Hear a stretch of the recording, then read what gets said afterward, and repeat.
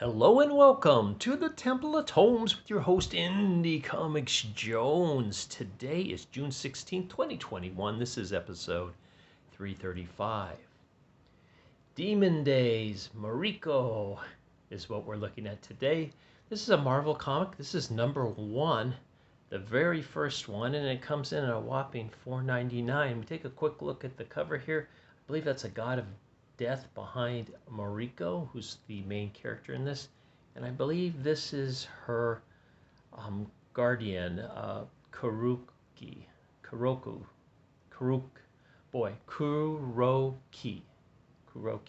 Okay, let's take a quick look to see who worked on this. Okay, the name of the arc is Yashida Saga Part 1. Peach Momoko did the story and the art. She was assisted on the English adaptation and a dialogue by Zach Davison. VC's Ariana Maher did the lettering, and the cover art was Peach Momoko. And real quick, welcome to a world filled with demons, spirits, monsters, and magic. This is the Marvel Universe like you've never seen it before. This is Demon Days Mariko. Okay, and there's one quick look at the cover once again. Now, I can't give this a recommend. It's a not recommend for me. I know there's a lot of people that really love Peach Momoko, and she's super hot right now as far as her collectability. But for me, this just didn't make it. Now you might want to check some other reviews and see what they say about it. But for me, it just it's the syndrome when an artist suddenly does their own story, and typically those stories do not become the classic, no matter how good the artist is. In this case, I think that's a big case. There's some storytelling issues, and I'll get into that in just a little bit. Let's take a quick look at some of the art in here and the storyline.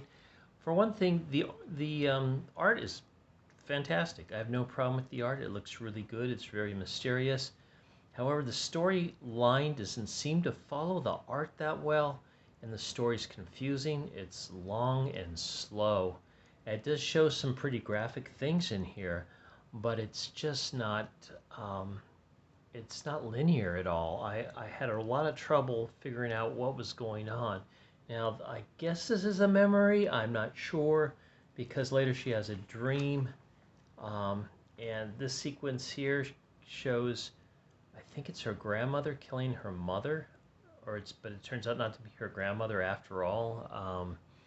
And then we get this scene here where Mariko is much older, and she is taking down a schoolmate, but or just at least threatening him to kill him, but doesn't do it.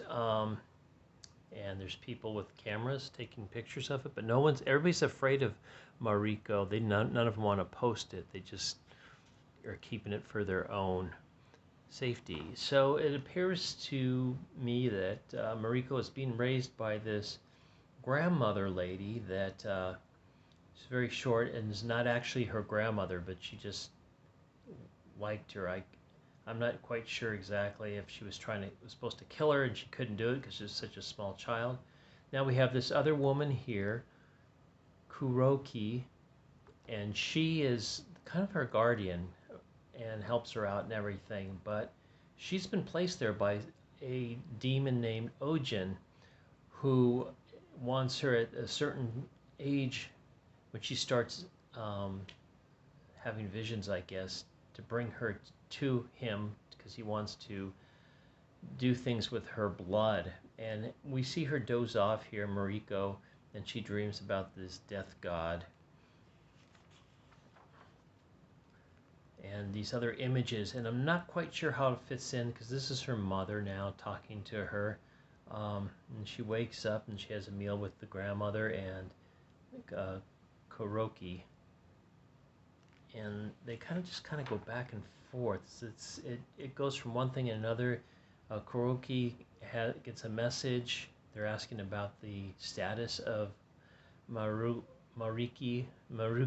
sorry, and she cuts it off. She doesn't want to listen because she has now developed feelings and wants to protect Mariko as well as the grandmother. So you can see the grandmother admits now. They start telling Mariko all these things about her life before and how she's not the grandmother.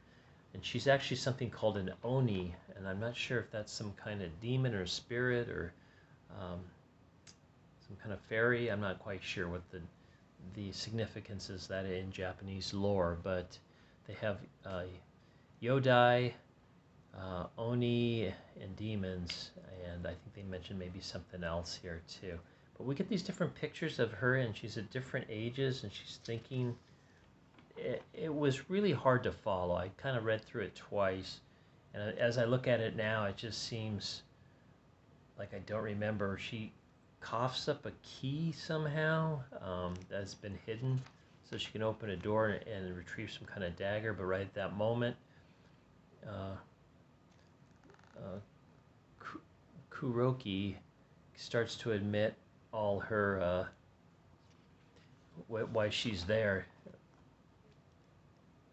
And they talk about the bond they have between each other, and suddenly this other person appears. I don't know if it's a man or a woman. I'm assuming it's a man, but I'm not quite sure. And he poisons Kuroki,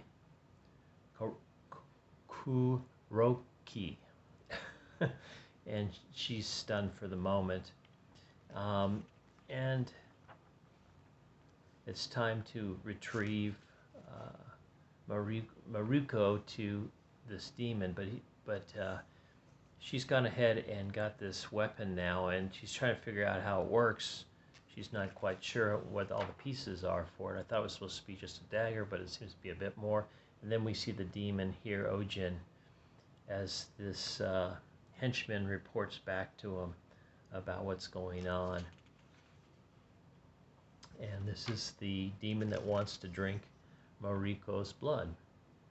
And that's where we ended on this issue. So it was very confusing, and it wasn't not linear, and it was slow. So I had a little bit of trouble getting through it. I read it twice, trying to make sure I didn't miss anything, but I think it's just one of those things where when the artist decides to do the story as well, maybe their story craft isn't as strong as their artwork, and I think this is a case of that, unfortunately. So it's not a recommend. Let's take a quick look at some other stuff that's in here. I think there's some on the front cover. We got Fantastic Four number 34 by Dan Slott. On his wedding day, Doom achieves the ultimate revenge, and one team member will be changed forever. That's coming out in July next month. Aliens Aftermath number 1. It's a new art. Benjamin Percy and Dave Wachter. Cover by Phil Noto. The game's not over. It looks like we have a glowing alien there. And then we get the Yoki files. I think I call it Yode, but it's Yoke. And you get some write-ups about the lore. Just 2 pages there. Maybe there's going to be more in the future. Here is the next installment, Cursed Web number 1, Demon Days. And then we get a couple Extreme Carnage, Scream number 1, and Phage number 1. I think I'm saying that right. I really like the Scream issue that came out of King in Black, but it was just a one shot. And that's coming out next month as well. All right, so thank you very much for stopping by and listening to my review of Demon Days Mariko. As always, please like, please subscribe, please leave comments. I'd like to hear what your opinion on this comic is if you've read it, or if you think I'm just full of it. I just couldn't get into it. And as always, thanks for stopping by. This is Indie Comics Jones from the Temple of Tomes bidding you adieu.